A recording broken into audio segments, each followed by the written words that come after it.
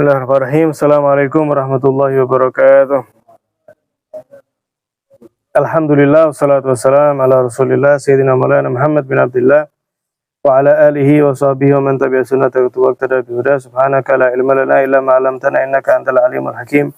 Wa tub 'alaina innaka antat tawwabur rahim. Amma ba'd. Alhamdulillah hadirin rahimakumullah. Sore hari Jumat ini kita masih bisa berziarah kepada mereka para aulia. Mereka orang-orang yang berhasil ya ketika hidup di alam dunia ini dengan meniti jalan meraih ridha Allah Subhanahu wa taala, ya, sehingga dengan hadirnya kita sekalipun hanya nggak sampai 1 jam ya, seminggu sekali nggak sampai sejam, kita berharap dengan duduknya kita ini sebagai bentuk ta'aruf, pengenalan kita kepada beliau-beliau, sebagai bentuk percintaan kita terhadap beliau, sehingga kelak kita harapan besar dipandang oleh beliau, dikumpulkan bersama beliau, amin ya rabbal alamin. Al-Imam Al-Habib Abdullah bin Al-Haddad, beliau berwasiat sangat indah sekali. Beliau mengatakan, wa usika an la tadkhula fi syai'in ayya syai'in kana hatta ta'lama ma hukmullahi fihi. Saya berwasiat untukmu, janganlah engkau masuk kepada satu perkara apapun itu, kata beliau, sampai engkau mengetahui apa kiranya hukum Allah pada sesuatu tersebut. Yaitu ini perbuatan yang baik apa tidak baik, menyebabkan ridha Allah apa murkanya Allah. Jangan sampai, kata beliau, kita itu melangkah kepada satu hal padahal masih belum jelas. Ini saya benar apa salah ini? Saya ini tepat apa keliru? Saya ini dalam jalan yang diridhai oleh Allah apa justru yang dimurkai? Jangan kamu masuk ke dalam hal tersebut sampai kapan? Sampai jelas bagimu apa kiranya hukum Allah di dalamnya. Summa, barulah setelah itu, idza stabana laka, jika terjadi jelas untuk kamu, sudah jelas, baik dengan pengetahuan sendiri, ya, dengan informasi, oh betul ini ternyata, ya, atau dengan diinfokan oleh orang yang terpercaya, ya, annalladzi yuhibbullahu minka fi'lahu, bahwasanya ternyata hal yang kamu lihat itu, yang ingin kamu ikuti adalah perkara yang Allah Ta'ala cinta. Jika kamu ikut, jika kamu lakukan, fatajril fi'l, maka lakukanlah itu. Tapi kalau kamu melihat bahwa yang Allah Ta'ala sukai darimu, kalau kamu meninggalkannya, maka tinggalkanlah dengan niat yang baik. Ini adalah filterisasi yang perlu kita letakkan di dalam diri kita masing-masing. Karena zaman sekarang ini banyak orang asal ikut-ikutan. Kadang tidak tahu apa yang dia ikuti ini apa, kadang tidak paham. Akhirnya apa? Tergelincir. Kadang ikut menyuarakan sesuatu, tapi ketika ditanya, loh, Kak, apa sih yang kamu dukung ini sebenarnya? Embo ya, pokoknya melo-melo anaknya misalnya. Ini tidak tepat ini. Kata beliau, jangan seperti itu. Jangan seperti itu, teliti dulu. Ketika akan melakukan suatu hal itu dipikir dulu. Ini kira-kira kalau saya lakukan ini, Allah ridho enggak? Ditimbang. Oh ridho, bismillah. Oh Allah Ta'ala enggak ridho, ya jangan. Saya tinggalkan semata-mata karena Allah Ta'ala. Ini penting sekali, ya, untuk diri kita. Jadi jangan sampai kita melakukan satu perkara hanya karena sekedar ikut-ikutan saja. Misalnya, sebentar lagi ini ya, Rabiul Awal, Maulid Nabi. Saya mau merayakan Maulid Nabi. Kira-kira ya apa sih Maulid Nabi ini? Boleh enggak Maulid Nabi ini? Nah, diteliti. Bagaimana pendapat para ulama? Apa isinya Maulid Nabi? Ternyata isinya sholawatan, baca sholawat. Saya diperintah untuk sholawat. Ternyata isinya ngaji ayat Al-Quran. Ternyata isinya menceritakan kisahnya Nabi, hikmahnya hidupnya Nabi, menyanjung Nabi. Oh, berarti ini kebaikan. Ya. Allah Ta'ala akan cinta jika saya menghadirinya. Maka lakukanlah, kata beliau. Tapi kalau ternyata ingin ikut ke sebuah komunitas misalnya, kemudian diteliti, lu ini ngajarin kebencian sama sahabatnya Nabi ternyata. Oh ini tak lihat-lihat ternyata ngajarin benci kepada keluarganya Nabi. Oh ini ternyata mengajak kepada permusuhan. Kemudian kita lihat yang lebih baik apa? Meninggalkannya. Maka itu yang kita pilih dengan niat yang baik. Intinya kata beliau, jangan melakukan sebuah hal kecuali terlebih dahulu kita harus paham betul secara konkret apa hal tersebut. Kira-kira kalau kita melakukannya itu meraih ridhonya Allah atau justru murkanya. Ya, jangan sampai kita ikut-ikutan lah kok terjerumus nanti. Nauzubillah min dzalik. Kemudian beliau juga mengingatkan wa usika bitawadhu. Saya berwasiat kepada kamu bitawadhu dengan selalu rendah hati. Ada rendah hati, ada rendah diri ya. Kita ini kadang keliru-keliru. Rendah hati itu terpuji. Rendah hati itu kita merasa bukan siapa-siapa ya. Kita merasa tidak beramal apa-apa. Kita tidak merasa siapa-siapa. Itu rendah hati. Kalau rendah diri itu jelek. Rendah diri itu minder. Saya ini gak bisa apa-apa. Saya ini gak ada manfaatnya hidup ini. Nah itu rendah diri. Itu tercela. Tapi kalau rendah hati, yaitu merasa merendah, merasa bukan siapa-siapa, merasa tidak memiliki amal apa-apa, itu terpuji. Rendah hati. Kata beliau, usika bitawadhu. Saya berwasiat kepadamu tawadhu. Karena man tawadhu'a rafa'ahullah. Ketika seorang tadi itu rendah hati, maka Allah akan angkat derajatnya. Ya. Tumbuhan yang baik itu adalah tumbuhan yang bibitnya itu dimasukkan dalam sekali. Betul-betul tawadhu sekali, merendah sekali. Ketika bibit tadi itu ditanam di tanah yang dalam, maka akarnya akan kuat kelak. Ketika jadi pohon, akarnya kuat. Kenapa? Akarnya tumbuh di dalam. Tapi kalau dia tadi itu, bibit itu ditanamnya nggak terlalu dalam, maka ketika akan berakar, dia nggak kuat. Kena angin rubuh sudah.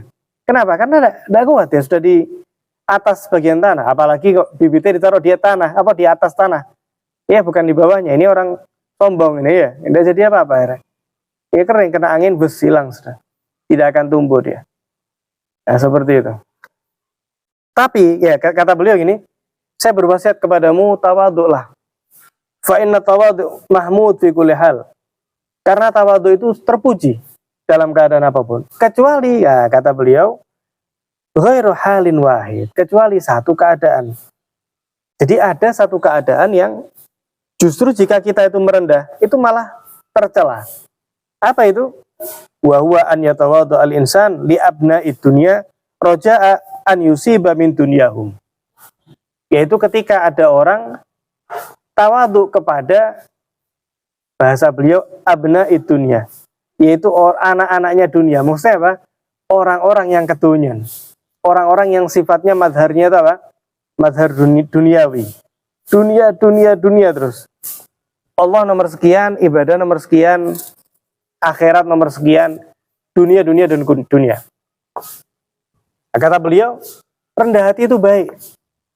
Satu yang jelek daripada merendah, yaitu ketika engkau merendah di hadapan orang yang kaya karena kekayaannya. Bahkan dalam sebuah hadis riwayat Imam Baihaqi ya, di dalam Syu'abul Iman, beliau meriwayatkan ya, kalam daripada Sayyidina Abdullah bin Mas'ud ya. Ada hadis tapi yang dhaif. Ini kalam Sayyidina Abdullah bin Mas'ud, beliau mengatakan man khadha ali ghaniyin, ya, barang siapa yang merendah karena kekayaan seseorang, wa wadha'a lahu nafsah i'dhaman lahu, merendahkan dirinya semata-mata memuliakan orang itu karena kekayaannya, dhahaba thulutsa muru'atu, 2/3 muru'ahnya telah hilang, wa syatru dini, dan separuh daripada agamanya. Bahkan sebetulnya ada sebuah riwayat ya, dari Nabi SAW ya, Namun hadisnya dhaif. Beliau mengatakan man tawadhu li ghaniyin li ghinahu zahaba sulusati ini. Barang siapa yang tawadhu kepada orang kaya karena kekayaannya, maka 2/3 agamanya itu terkikis. Jadi kita dilarang untuk merendah ya kepada orang kaya karena apa? Karena kekayaannya semata-mata mengharap pemberian daripada orang kaya tersebut. Tidak ada. Kita tidak boleh seperti itu. Karena ya dunia ini sementara, dunia ini datang dan pergi, dan dunia ini di sisi Allah nggak ada artinya dibanding akhirat. Nah, tapi hadirin rahimakumullah, jangan kemudian, memang kan gini, orang kalau tawadhu kepada orang kaya karena kekayaannya itu jelek, tidak boleh ya, tidak bagus. Tapi bukan berarti kita salah artikan, kita menjadi sinis kepada orang yang kaya, kepada orang yang banyak uangnya kita sinis. Saya tidak boleh, saya tawadhu. Ayo, ya, sombong, ayo sombong. Ya seperti itu. Loh ya, yang kita lihat kadang seperti itu. Sebagian orang itu menyalahpahami hadis ini, memahami kalam ini, kemudian dia bersikap sombong kepada orang yang kaya, padahal dia orang tua.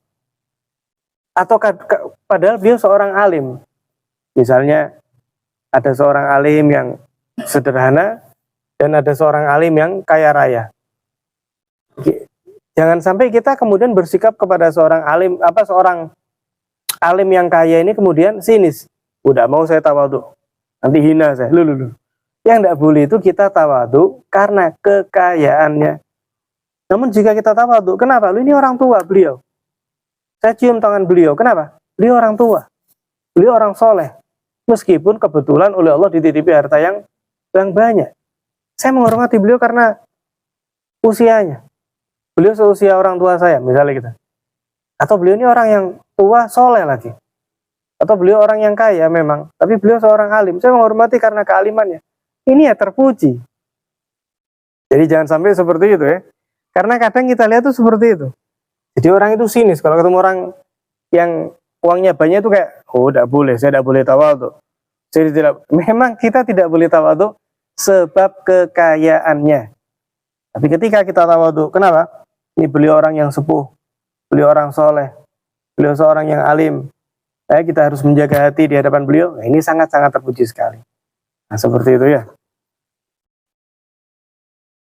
Jadi tawadhulah kata beliau. Tawadhu itu selalu terpuji, kecuali satu, tawadhu kepada orang kaya sebab kekayaannya. Nah, sebagaimana kata beliau, buat takabur madmum, dan sombong itu mau model apapun tercela. Sombong itu hal yang tercela. Ya, apa yang malu-maluin gitu ya. Dunia ini titip. Kita sombong atas apa? Atas dunia. Dunia ini titipan dari Allah. Misalnya ini contoh. Ada orang dititipi sepeda motor. Terus dia sombong atas sepeda motor titipan. Bukan punya dia, tapi dia sombong. Ini loh sepeda motor. Sip, misalnya. Jangankan untuk menyombongkan. Ketika orang memuji sepeda motor itu saja, yang dikira punyanya dia, malu enggak kira-kira? Malu sebetulnya. Loh ini bukan punya saya ini. Kan gitu harusnya. Loh ini kadang kita ini enggak. Harta ini titipan, datang dan pergi. Kita terlena dengannya. Kita seolah-olah pemilik hakiki daripada dunia itu tadi. Loh ini titipan. Kapanpun bisa datang, kapanpun bisa pergi. Sehingga apa ya kiranya yang patut untuk kita sombongkan. Sehingga kata beliau, wa takabur madmum fi kulli hal. Sombong ini jelek dalam keadaan apapun. Kecuali satu. Ini kebalikannya ya. Sombong baik kecuali satu. Yaitu jelek. Sombong. Begitu juga. Sombong itu jelek kecuali satu. Ada satu sombong ini yang baik. Yaitu apa? Illa fi hali takabur ala dzalamah al-musirrin ala dzulm. Kecuali ketika sombong di hadapan seorang yang zalim, yang terus-menerus akan kezalimannya. Tapi zajron lahum semata-mata apa? Memberi teguran akan beliaunya tadi ini. Tapi ini pun dengan catatan hadirin. Isyarat antajriya surat takabur ala zahir ma'al khuluwil qalb minal kibir. Ini tidak gampang. Kan ada juga ungkapan apa? Sombong kepada orang yang sombong itu sedekah gitu kan ya. Ini ya apa sih maksudnya ini? Tidak sesederhana itu. Bukan berarti ketika ada sombong, oh ya sombong ini sana saya. Ya satu sama, nih ya ini apa doa ilan. Lah apa bedanya nih ini? Ya sama-sama sombong, sama-sama jelek. Lah terus apa yang dimaksud lah ini? Gimana sih yang dimaksud? Maksudnya itu seperti ini loh. Ketika ada orang misalnya sombong, contohnya apa ya? Contohnya gini lah, sesederhana saja. Ada orang itu sombong. Contoh sederhana saja nih. Mau memasukkan ke kotak amal uang 50.000 misalnya ya. Sama dilihat-liatin. Sih, ini uangnya sobek apa enggak ya? Padahal uang liatin. Ini contoh saja. Padahal ya jarang kayak ya orang kayak itu. Ya uang 50.000 di Jumatan nih misalnya. Misalnya. Baru dilempit dimasukin misalnya. Nah, ini orang sombong misalnya ya. Memang pengen niatnya apa? Dilihat orang. Tuh masukin 50.000 rek. Sebelahnya ada orang ingin memberi teguran. Caranya gimana? Dia keluarin uang 100.000, tapi tidak sampai diginin juga misalnya. Cuman dibuka gini tak. Sekiranya orang itu melihat, dilempit ditaruh. Tanpa menyombongkan hal tersebut. Nah ini kira-kira yang ngasih 50.000 gimana? Loyo dia. Duh, ternyata tidak ada apa-apanya rek. Saya cuma setengah rek. Misalnya gitu. Ini dengan catatan yang ngasih 100.000 itu tadi harus murni niat apa? Memang sedekah yang pertama. Yang kedua niat memberi teguran. Bukan niat sombong juga. Lah ini niat sombong juga ya Pak Po ya, podo wae lan. Enggak, ini maksudnya apa? Dia niat menegur ya. Namun makanya kata Habib Abdullah Haddad apa? Secara zahir dia kelihatannya ini seperti sombong, ma'akhuluwil qalb minal kibri, hatinya kosong daripada sombong tadi itu. Nah, ini kira-kira gampang apa sulit ini? Sulit ini. Sulit ini. Ya, sulit. Misalnya ada orang Jumatan. Ya, datang Jumatan mau parkir blayar-blayar ya, bawa sepeda motor sing berapa misalnya? Vespa atau apa ya? 50 juta misalnya. Nah, ini untuk membeli pelajaran, gak usah akan gaya misalnya ya. Dia bawa sepeda motor yang 80 juta, lebih mahal. Diparkir pas sebelahnya, tapi biasa lah. Tidak belayar, tidak ngepel-ngepel misalnya. Nah itu, seperti itu. Dengan niat apa? Wes lah biasa lah gitu lah. Saya ini yang lebih mahal misalnya ya, tapi biasa saja. Tapi niatnya tadi itu. Untuk memberi teguran agar wes lah biasa saja. Ya, karena di atas sebuah langit ada langit, kan itu ya. Nah, biasa saja. Nah, sehingga kata beliau, sombong itu jelek. Kecuali ketika secara zahir sombong kepada apalagi orang yang zalim. Ya, para koruptor misalnya yang zalim kemudian kita menunjukkan lebih daripada mereka. Nah, ini hitungannya adalah kebaikan namun dengan catatan tanpa menyombongkan hal tersebut dalam hati sekalipun secara zahir seolah-olah itu adalah kesombongan. Jadi itu kesimpulannya kajian sore hari ini. Yang itu yang pertama apa? Tidak melakukan hal kecuali tahu hukumnya.